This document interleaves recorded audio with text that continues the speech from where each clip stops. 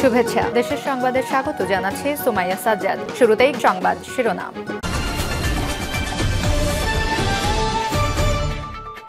জানিয়ে দিব এই মুহূর্তে পাওয়া সর্বশেষ বাংলা সংবাদ। শুরুতেই শিরোনাম।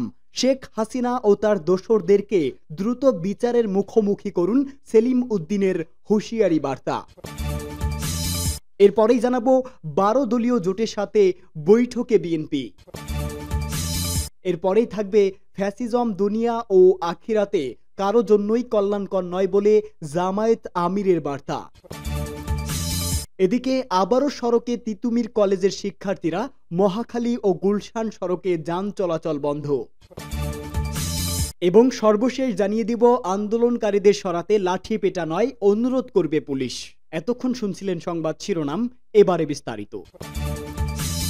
শেখ হাসিনা ও তার দোসরদের দ্রুত বিচারের মুখোমুখি করুন সেলিম উদ্দিনের মন্তব্য। বাংলাদেশ জামায়াতে ইসলামের কেন্দ্রীয় নির্বাহী পরিষদ সদস্য ও ঢাকা মহানগরী উত্তরের আমির মোহাম্মদ সেলিম উদ্দিন বলেছেন, এই সরকারের কাছে জনগণের বড় দাবি ছিল তারা জুলাই আগস্টের গণহত্যাকারী ফ্যাসিস্টদের বিচার করবে। তিনি বলেন, বিচারের দীর্ঘসূত্রতার কারণেই ফ্যাসিবাদীরা নতুন কর্মসূচি দেওয়ার দুঃসাহস দেখিয়েছে। এ সময় তিনি শেখ হাসিনা ও তার দোসরদের অবিলম্বে বিচারের মুখোমুখি করার আহ্বান জানান। রাজধানীর উত্তরা পশ্চিম অঞ্চল আয়োজিত বৈষম্য বিরোধী আন্দোলনে শহীদ মুগ্ধ মঞ্চ সহ উত্তরার বিভিন্ন জায়গায় আওয়ামী দুর্বৃত্ত কর্তৃক নাশকতার প্রতিবাদে এবং জুলাই আগস্ট গণহত্যায় খুনিদের গ্রেপ্তার ও বিচারের দাবিতে আয়োজিত বিক্ষোভ মিছিল ও পথসভায় প্রধান অতিথির বক্তব্যে তিনি এসব কথা বলেন। মিছিলটি আব্দুল্লাহপুর থেকে শুরু হয়ে হাউস বিল্ডিং হয়ে উত্তরার বিভিন্ন সড়ক প্রদক্ষিণ করে বাংলাদেশ মেডিকেল কলেজের সামনে আয়োজিত পথসভায় গিয়ে শেষ হয়। 12 দলীয় জোটের সাথে বৈঠক বিএনপির। 12 দলীয় জোটের শীর্ষ নেতাদের সঙ্গে বৈঠকে বসেছেন বিএনপি নেতারা। গুলশানে বিএনপি চেয়ারপারসনের রাজনৈতিক কার্যালয়ে এই বৈঠক শুরু হয়। বিএনপি মিডিয়া সেলের সদস্য শায়রুল কবির খান এ তথ্য জানান।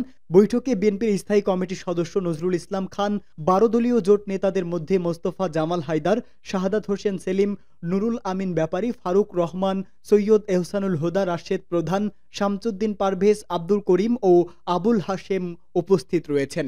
এ সময় 12 দলীয় জোটের সঙ্গে বিএনপির সমঝোতার কথা উল্লেখ করা হয়। এতে করে আরও চাপে পড়বে নিষিদ্ধ ঘোষিত ছাত্র সংগঠন ছাত্রলীগ, সঙ্গে আওয়ামী লীগও। ফ্যাসিজম দুনিয়া ও আখিরাতে কারো জন্য কল্যাণকর নয় বলে জামায়াতের আমিরের মন্তব্য। হটকারিতা ফ্যাসিজম দুনিয়া ও আখিরাতে কারো জন্যই কল্যাণকর নয় বলে মন্তব্য করেছেন জামায়াত ইসলামীর আমির ডাক্তার শফিকুর রহমান।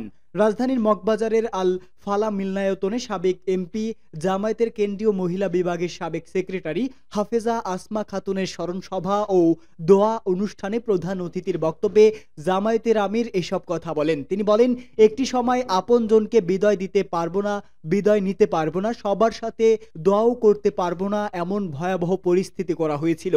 এমন পরিবেশ যেন আর ফিরে না আসে।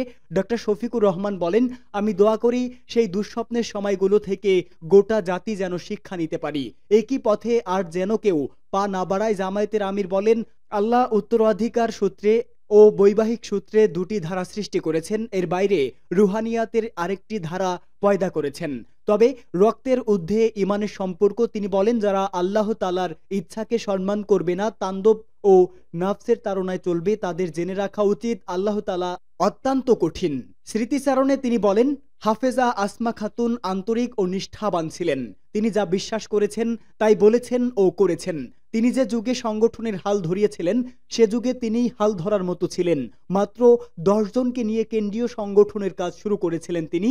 এখন এই সংখ্যা 43,000। আমার বিশ্বাস এমন কেউ নেই তাকে শ্রদ্ধা করেন না। ডাক্তার শফিকুর রহমান বলেন, তিনি একজন আদর্শ মা ছিলেন, একজন ভাগ্যবতী স্ত্রী ছিলেন, তিনি আদর্শ বোন ছিলেন এবং লাখ লাখ মানুষের আদর্শ ছিলেন।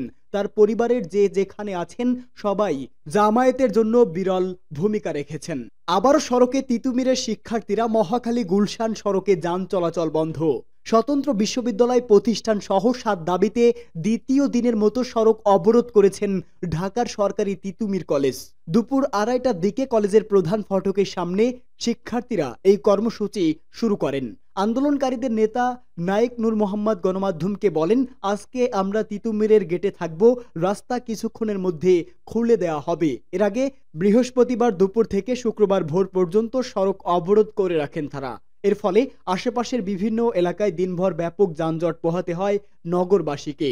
শুক্রবার ভোরে শিক্ষার্থীরা সড়ক ছেড়ে দিলেও তাদের কয়েকজন আমরণ অনশন কর্মসূচি চালিয়ে যান। পরে জুমার নামাজের পর তাদের সতীর্থরা মিছিল নিয়ে মহাখালীর আমতলী ঘুরে এসে সড়ক অবরোধ করেন। তবে ছুটির দিন হওয়ায় এদিন আশেপাশের সড়কে তেমন প্রভাব পড়েনি। এ বিষয়ে গুলশান ট্রাফিক বিভাগ ফেসবুক পোস্টে বলেছেন, গতকালের মতো আজ কিছুক্ষণ আগে ছাত্রছাত্রীরা তিতুমির কলেজের সামনে সড়ক বন্ধ করে দিয়ে আন্দোলন করছেন। ফলে মহাখালী আমতলী হয়ে গুলশান 1 এর দিকে এবং গুলশান 1 থেকে আমতলীমুখী যানবাহন চলাচল বন্ধ রয়েছে। আন্দোলনকারীদের সরাতে লাঠি পেটা নয়, অনুরোধ করবে পুলিশ। সড়ক অবরোধ করে আন্দোলনকারীদের সেখান থেকে সরিয়ে দিতে বা পরিস্থিতি নিয়ন্ত্রণে নিতে পুলিশ বাহিনীর সদস্যরা কোনো বল প্রয়োগ বা লাঠিচার্জ করবে না বলে জানিয়েছেন ঢাকা মহানগর পুলিশের কমিশনার শেখ মোহাম্মদ সাজ্জাদ আলী। বরং আন্দোলনকারীরা যেন রাস্তা না আটকায় সে বিষয়ে তিনি বিনীত অনুরোধ করছেন বলে জানিয়েছেন তিনি। সোহরাওয়ার্দী উদ্যানে অমর 21 বইমেলার নিরাপত্তা নিয়ে সাংবাদিকদের ব্রিফিংয়ে কথা বলেন তিনি।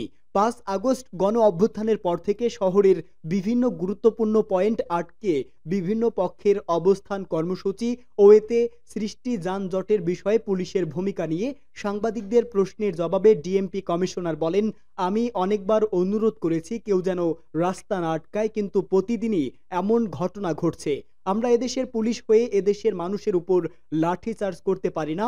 আমি আমার সকল কলিগকে বলে দিয়েছি কেউ যেন লাঠিচার্জ না করে। রাস্তা বন্ধ করে আন্দোলনের ফলে জনদুর্ভোগের কথা তুলে ধরে তিনি বলেন, একটা লোক অ্যাম্বুলেন্সে অসুস্থ হয়ে আসতে পারছে না, একজন বৃদ্ধ মানুষ বা একজন নারী তিনি যেতে পারছেন না। উত্তরা থেকে রওনা করে মতিঝিল পৌঁছাতে 7 ঘন্টা লেগে যাচ্ছে। হরবিল কন্ডিশন। সো আমি রিকোয়েস্ট করছি সবাইকে। তিনি আরো বলেন, আমি বিনীতভাবে অনুরোধ করছি, পট পরিবর্তনের পরে আমাদের পেশাগত দায়িত্ব এবং কর্মধারা পরিবর্তন করছি। আমি ক্ষমা চেয়ে নিয়েছি, আমার আইজিপি ক্ষমা চেয়ে নিয়েছেন যে আমার পুলিশ আপনাদেরকে মারতে চায় না, আমরাও মারতে চাই না। আমাদের বাণী এখন একটাই, আমরা এদেশের লোক, আমরা কাউকে মারতে চাই না। আমি কোনো ব্রিটিশ পুলিশ কমিশনার না।